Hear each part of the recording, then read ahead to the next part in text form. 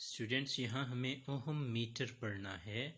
Ohm meter एक electrical device है which is use to measure the value of unknown resistance. तो ये भी गैल्वानोमीटर की एक मॉडिफाइड फॉर्म होता है और गैल्वानोमीटर को ओहम मीटर में कन्वर्ट करते हैं by connecting an adjustable resistance and a cell in series to galvanometer। तो गैल्वानोमीटर के साथ एक सेल और एक एडजस्टेबल रेजिस्टेंस लगा के इसे ओहम मीटर में कन्वर्ट किया जा सकता है। तो यहाँ स्टार्ट में सी और डी टर्मिनल्स को शॉर्ट कर दिया जाता है, यानी इनको आपस में जॉइन कर दिया जाता है। तो इस तरह से जब स्विच ऑन होगा, यहाँ से करंट जाएगी तो गैल्वानोमीटर सैचुरेशन में डिफ्लेक्शन देता है, यानी उसका पॉइंटर मैक्सिमम पॉइंट से भी, मैक्सिमम डिवीजन से भी आगे निकल जाता है। इसे हम कहते हैं कि गैल्वानोमीटर सैचुरेशन में है। तो उसको सैचुरेशन से वापस हमें डायल में लाना है। उसके लिए हम इस एडजस्टेबल रेजिस्टेंस की मदद लेंगे। हम यहाँ से कुछ रेजिस्टेंस अप्लाई करेंगे जिससे सर्किट की करंट कम होगी, क्योंकि करंट और रेजिस्टेंस एक दूसरे के इन्वर्स होते हैं। तो जब इसमें से करंट आएगी तो रेजिस्टेंस अप्लाई होगी तो करंट सर्किट की कम होगी, और कम होगी तो नीडल सैचुरेशन से वापस डायल की तरफ जाएगी। तो हमें ये ख्याल रखना है कि dial pointer full scale deflection पर चला जाए। इसको इस तरह से एडजस्ट करेंगे हम। एडजस्टेबल रेजिस्टेंस से रेजिस्टेंस को एडजस्ट करके हमने सैचुरेशन से निकाल के पॉइंटर। यहाँ अगर हम एडजस्टेबल रेजिस्टर या वेरिएबल रेजिस्टर के रोल पर दोबारा बात करें तो शुरू में जब सी और डी टर्मिनल्स को डायरेक्टली कनेक्ट किया जाता है, यानी यहाँ से शॉर्ट सर्किट किया जाता है, तो सर्किट में 3 कंपोनेंट्स होते हैं। एक सोर्स होता है, एक गैल्वानोमीटर होता है और एक ये एडजस्टेबल रेजिस्टेंस होती है।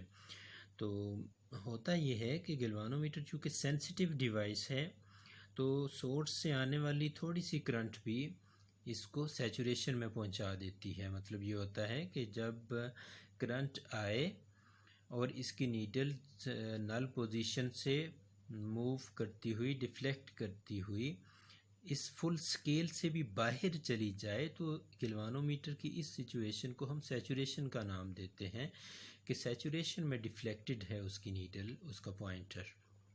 तो एडजस्टेबल रेजिस्टेंस का इतना सा काम है कि इसकी कुछ रेजिस्टेंस अप्लाई करते हैं सर्किट में, सर्किट की करंट कम होती है जिसकी वजह से ये पॉइंटर पीछे आना शुरू होता है, यानी सैचुरेशन से बाहर निकलना शुरू होता है। तो एडजस्टेबल रेजिस्टेंस से हमने रेजिस्टेंस की वैल्यूज़ को इस तरह से सेट करना है कि गैल्वानोमीटर की नीडल, गैल्वानोमीटर का पॉइंटर विद इन स्केल आ जाए। उसके बाद हम रेजिस्टेंस, नॉन रेजिस्टेंस लेंगे और 1 ओहम की रेजिस्टेंस लेकर उसको सी और डी के बीच हम लगाएंगे। जब सी और डी के बीच लगाएंगे तो उसकी नीडल डेफिनेटली सर्किट में रेजिस्टेंस और इंक्रीज़ कर गई है, करंट कम हो गई है। तो करंट कम हो गई है तो उस गैल्वानोमीटर का जो पॉइंटर है वो थोड़ा सा डायल के अंदर बैक साइड पर मूव करेगा। करंट डिक्रीज़ हुई है तो जहाँ वो जाएगा उसको हम 1 मार्क कर लेंगे। जिस तरह यहाँ मैंने 1 मार्क कर लिया, ये ओहम में रेजिस्टेंस है।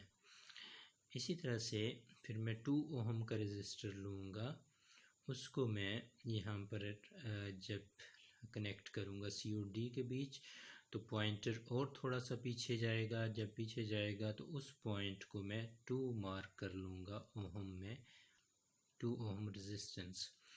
इसी तरह से मैं और रेजिस्टर्स लगाता जाऊँगा, 3 ओहम, 4 ओहम, 5 ओहम, और अपनी गैल्वानोमीटर की डायल को कैलिब्रेट करता जाऊँगा उस हिसाब से 3 ओहम, 4 ओहम, 5 ओहम। तो याद रखिए स्टार्ट में जब करंट मैक्सिमम थी, जब ये COD शॉर्ट सर्किट थे, एडजस्टेबल रेजिस्टेंस से हमने पॉइंटर को फुल स्केल डिफ्लेक्शन पर शो स्टैंड किया था, तो उस वक्त हम ये शो करेंगे कि सर्किट में रेजिस्टेंस नहीं है।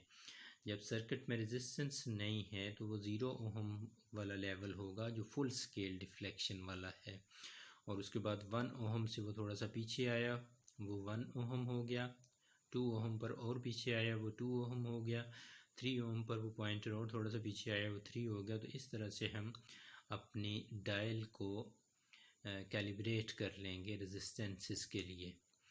तो बाद में जब कोई अननोन रेजिस्टेंस होगी, कोई वायर है जिसकी रेजिस्टेंस हमें पता करना होगी, तो उस रेजिस्टेंस को फिर हम C और D टर्मिनल्स के बीच कनेक्ट करेंगे।